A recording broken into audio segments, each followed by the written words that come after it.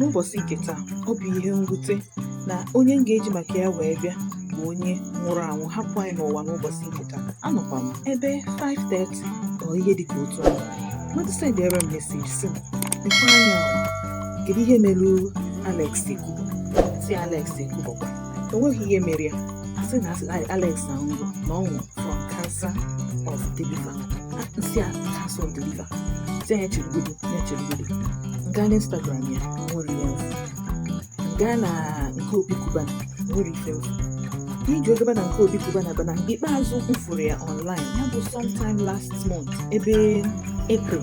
Ha gara visit anọrọzi n'obodo ha jere obodo oyibo.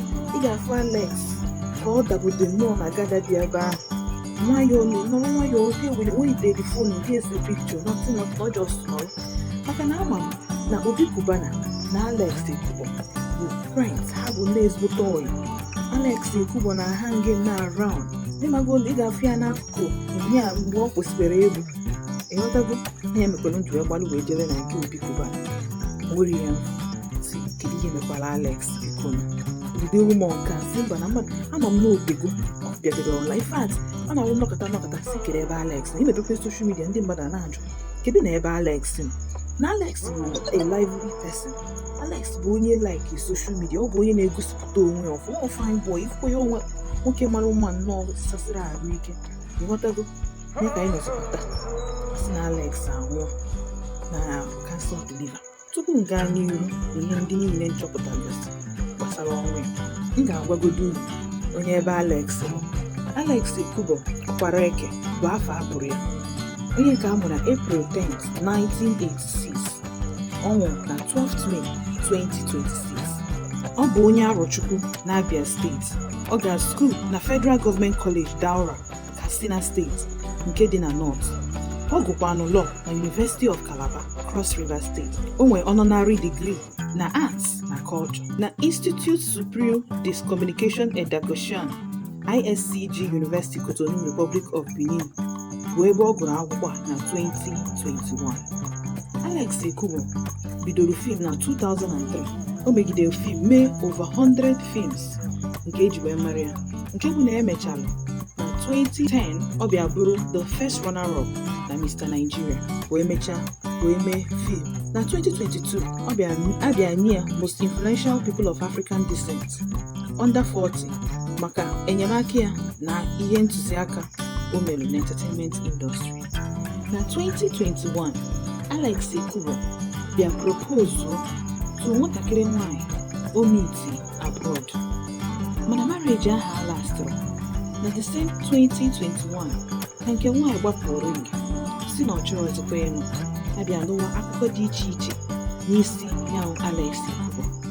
Na akụkọ anụ a na-esozi akụkọ na-adịrọ mma na ntị, akụkọ ya agba anụ agba n'aka. Akụkọ ọ ga-abụ nne na nna ya ama ndị happy na nwatakịrị ha zụpụtara bụ ụzọ a ọ chọrọ isi. Ndị mmadụ bịa chebekwa na ihe a bụ ife mere nke nwaanyị ji wee hapụ ya na ya bụ alụmdi. Ụfọdụ n'ime anyị bịakwa chebe n'ọ maka ihe merụ n'etiti ya na nwunye ya mere o ji wee hapụ soshal midia. Na December 30th, 2024 bụ oge ikpeazụ Alexx ji aka ya wee tinye ihe ọbụla n'iru akwụkwọ ma ọ Facebook ma ọ Instagram ma ọ Twitter. Ọ nwụrụzi ebe a nọ na-anụ olu ya. A napụta ndị mmadụ na-asị kedu ebe Alexx.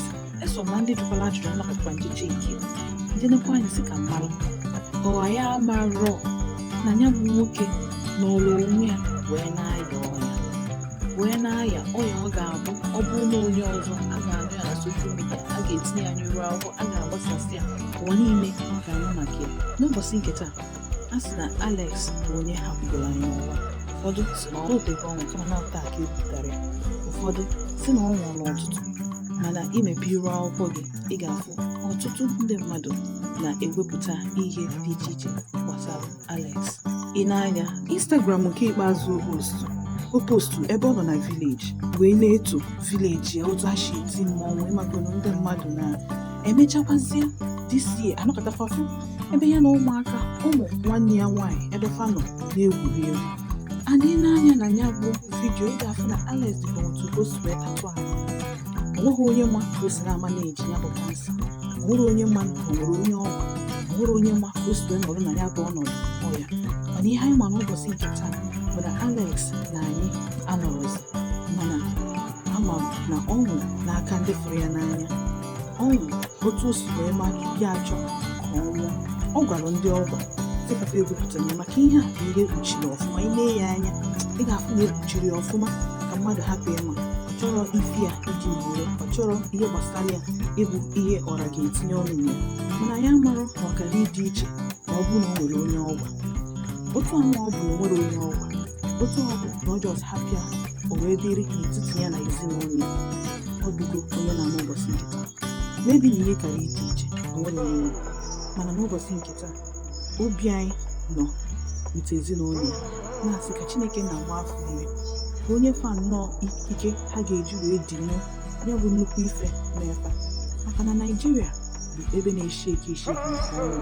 Onye ọbụla na-ekwu maka ọdụ onye ọbụla n'ọnụ maka na ihe ekwesịghị ime.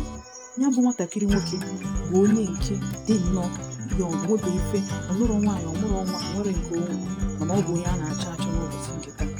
Na-asị ka obi ya